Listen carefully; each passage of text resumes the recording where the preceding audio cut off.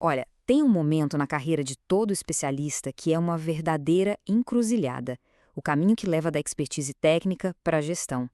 Hoje, a gente vai entender como a própria história da administração mostra que, para construir o mundo moderno, não basta só saber fazer, é preciso e muito saber gerenciar.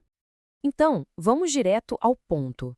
A pergunta que não quer calar, inspirada nos trabalhos de Chiavenato, é a seguinte: por que raios um engenheiro, alguém com uma bagagem técnica super robusta, precisaria estudar gestão? Parece que não faz sentido, né? Mas a resposta, olha, nos leva a uma viagem pela própria evolução do trabalho. E para a gente achar essa resposta, não tem jeito, a gente vai precisar pegar a máquina do tempo. Porque veja bem, a administração não surgiu do nada numa bela manhã de segunda-feira. Ela nasceu de uma necessidade real, evoluindo conforme a sociedade e a produção ficavam mais e mais complexas. Vamos ver como essa história aconteceu. Essa história toda pode ser dividida em 6 grandes momentos. Tudo começa lá atrás, bem tranquilo, na era artesanal. Mas aí, a cada passo, da industrialização para o gigantismo, chegando até essa era da incerteza que a gente vive hoje, os desafios foram ficando cada vez maiores. E claro, cada novo desafio exigia um novo jeito de organizar o trabalho. Vamos imaginar o mundo antes de 1780. Era um cenário bem diferente. Basicamente agrário, feudal. A produção era em uma escala minúscula, feita em oficinazinhas de artesanato, nas fazendas. A organização da sociedade era super rígida. A necessidade de ter uma administração como a gente conhece hoje era praticamente zero. E aí, tudo virou de cabeça para baixo. Chega a primeira revolução industrial, movida a carvão e ferro, e transforma aquelas pequenas oficinas em fábricas gigantescas. As máquinas passaram a ditar o ritmo de tudo, e a produção em massa nasceu. Com ela, veio um problema inédito. Como é que se organiza esse sistema de trabalho todo? E se a primeira já foi uma loucura, a segunda revolução industrial pisou fundo no acelerador.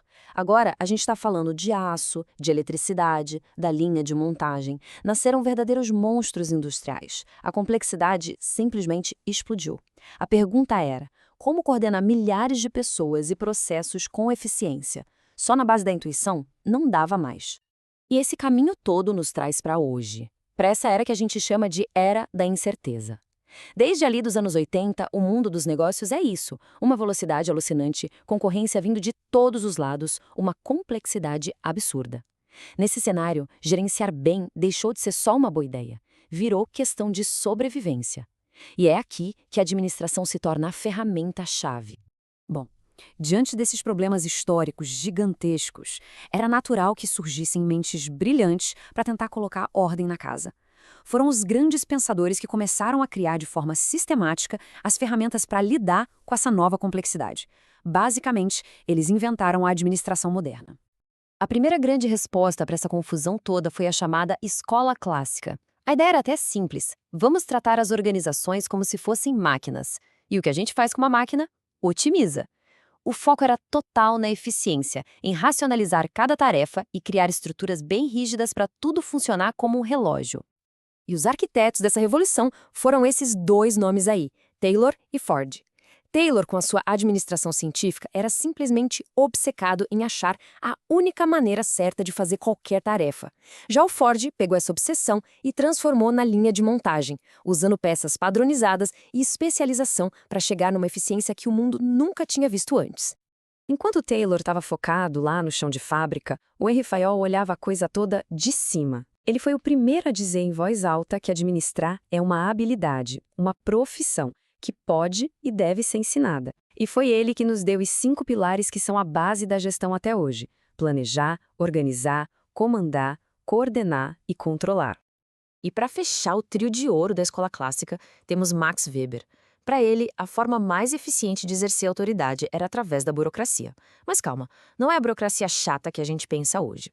A ideia dele era um sistema ideal, baseado em regras claras, impessoais, com uma hierarquia definida, para garantir precisão e continuidade, sem nenhum tipo de favoritismo.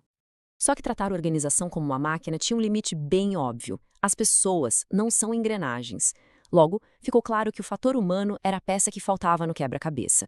E foi daí que surgiu a escola comportamental, mudando completamente o foco, das tarefas para as pessoas, e de eficiência pura e simples para motivação, liderança e dinâmica de grupo. Ok, com toda essa base de história e teoria, vamos ver como isso se traduz na prática.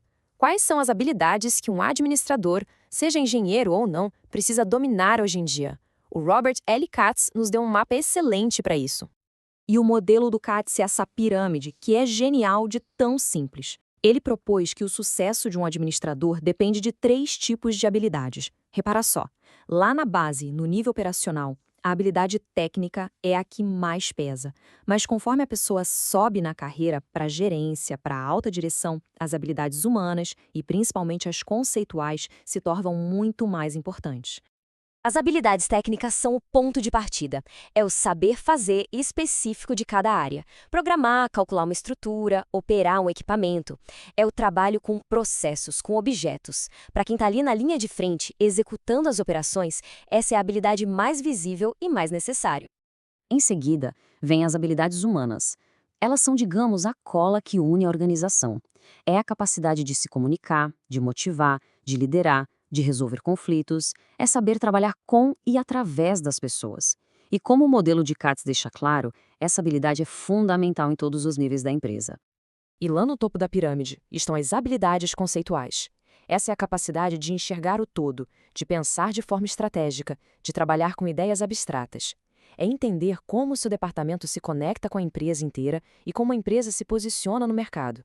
Para quem define o futuro da organização, essa é a habilidade mais crítica de todas. Então, como é que a gente junta tudo isso para finalmente responder a nossa pergunta lá do começo? A gente chega no conceito de competências duradouras, aquelas que continuam relevantes, não importa o quanto o mundo mude ao redor. Esse modelo aqui resume a resposta.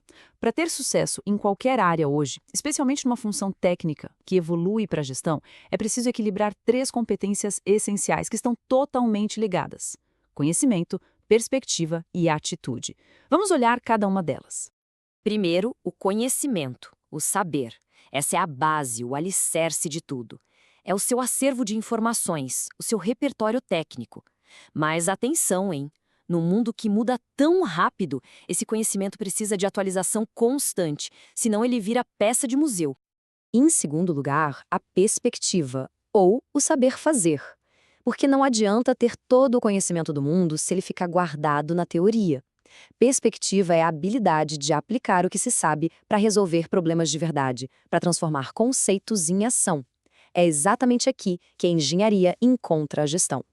E por fim, a atitude, o saber fazer acontecer. Esse aqui é um motor que impulsiona todo o resto. É a proatividade, a liderança, a comunicação, a vontade de inovar e de levar a equipe junto. É quando um especialista técnico se torna um verdadeiro líder. E assim, a jornada de um especialista para um gestor é exatamente essa. É a jornada de expandir o puro conhecimento técnico para dominar a perspectiva e a atitude. É por isso que um engenheiro precisa estudar gestão, para não apenas resolver problemas técnicos, mas para liderar pessoas e construir o futuro. Fica a reflexão. Dessas 3 competências, qual delas é o principal foco de desenvolvimento agora?